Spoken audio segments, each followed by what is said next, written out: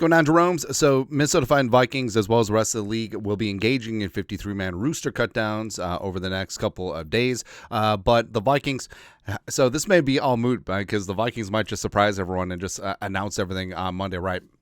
Meow, but it's okay. But we decided to get bold. So Kwesi ain't scared about making a move or two to try and improve this team. I truly do respect that, and I think that this offseason, this window before the start of the regular season will be no different. So I think that the Vikings will make some bold moves here. So here are siete bold rooster predictions for the Minnesota Vikings. Number one, over 1.5 trades. All right, so Vikings potentially trading players from the roster, Vikings potentially acquiring players from other teams that potentially could have been put on the cuts or waivers, but you just want to call dibs.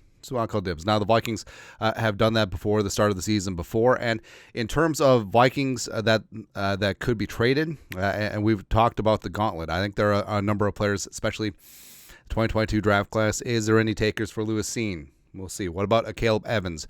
What about Brian Asamoah? Where I like that Kwesi is not afraid to fold his hand when it's clear that it's not working out. Hence the trade for trading of Andrew Booth Jr. to the Cowboys. Although I think Booth might work out with Dallas, man. I think that might be the Mike Zimmer revenge. Sort of is what it is. But also, I think the Vikings will certainly be active in trying to scour the market. And even though the Vikings are pretty bereft of picks, and Kwesi's like, we don't need draft picks, man. We just need first rounders and then seventh rounders, and then we're just really good at UDFAs. So we'll go from there. But I think the Vikings, if there is some value to be had from the roster, recouping some of those 2025 draft picks, as well as I think the Vikings could certainly be active in the market. Number two, because of this, 4 of the 60 not currently on the team. Actually, this should be incorrect. 4 of the 70. Nailed it. All right, so 53-man roster, 16-man practice squad, plus 1 international pathway player in Sammis Reyes. So 53 plus 17, 70. Maybe we should have just kept it at 16. Nice. But 4 of the 70 that will be in the sphere for the Vikings, not currently on the team. And position specific, I think that the Vikings will pick up an interior offensive lineman, either to the 53 or the practice squad. I think that punter Ryan Wright, I'm not convinced that his job is 100% safe. I think this might be a spot where they scour the wire and eventually they pick up a punter who was let go or was potentially going to be let go. And also, I think that quarterback 4 will be added. I've changed my mind. I think that Jaren Hall is going to be on the 53. I think that it's just too much to risk to try and get him down to the practice squad. Changed my mind there. But also, I don't think that Matt Corral is quarterback 4. And even though he only had a week of practice and was sort of whatever in both those games, just didn't see it enough. But I think the Vikings will look for a quarterback for the practice squad because, I mean, you saw last year, you got to go 4 deep at quarterback. Just sort of is what it is in that spot. Plus, even though I know that there's been a lot of a clamor for Jaren Hall over Nick Mullins, it's clear that the coaching staff loves Nick Mullins. Although, if you get like a 4th-round pick for Nick Mullins, I don't know, man. I don't know. Next up, number 3. Oh, yeah, that was prediction. 4 quarterbacks in the sphere. Next up, hot fire prediction number 4. Dalton Risner on injured reserve designated for return. So he's had a back injury that's been bothering him since basically the start of padded practice at the beginning of the month. And, I mean, the Vikings, that's one of the reasons why Blake Brandel and Ed Ingram just basically ran unopposed. And the Vikings, they need to address something on the interior offensive line. Dan Feeney has also been dinged up. Love me some Tyrese Robinson. They've tried Rouse at guard.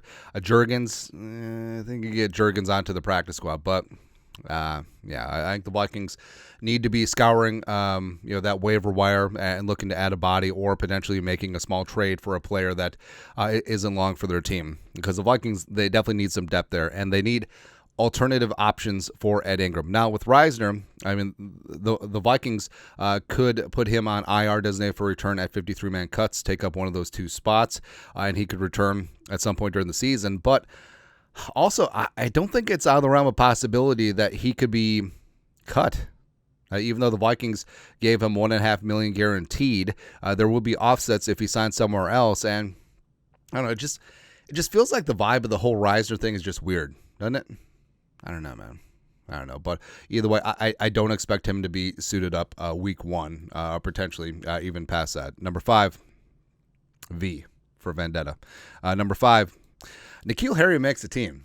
And I don't think this is that spicy at all. So N'Keal Harry, former first-round pick by the Patriots, big-bodied receiver, just never really found his place around the league. But the Vikings, they had him put on some weight, and he became a tight end. And it's clear in training camp and practices, they like using him as a matchup nightmare, where the Vikings were running 11 personnel in the third preseason game with N'Keal Harry as a tight end. So you're basically running 4 wide receivers out there. Plus, he's a very adept blocker as well. So I think that it'd be hard-pressed to keep 4 tight ends on the 53 with Hockenson on the pup. But do they keep him on the practice squad? I think that could make sense. Plus, that could hedge the bets a little bit because it's not like he forgot how to play wide receiver. So you could add some depth there. Also play some plus special teams. So I think that N'Keal Harry stays in the sphere. So I actually don't think that's that hot fire. Number 6, another not so hot fire prediction. Actually, we should rename these Minnesota spicy predictions. 3 UDFAs make the 53. So Dwight McGlothern, cornerback out of Arkansas, and then Taki Taimani, nose tackle out of Oregon, as well as Deshaun Jones, wide receiver out of Maryland. I think just at the end of the day, they feel comfortable. They don't want to risk losing Deshaun Jones. They're okay risking losing Lucky Jackson or Trent Sherfield or maybe even a Brandon Powell.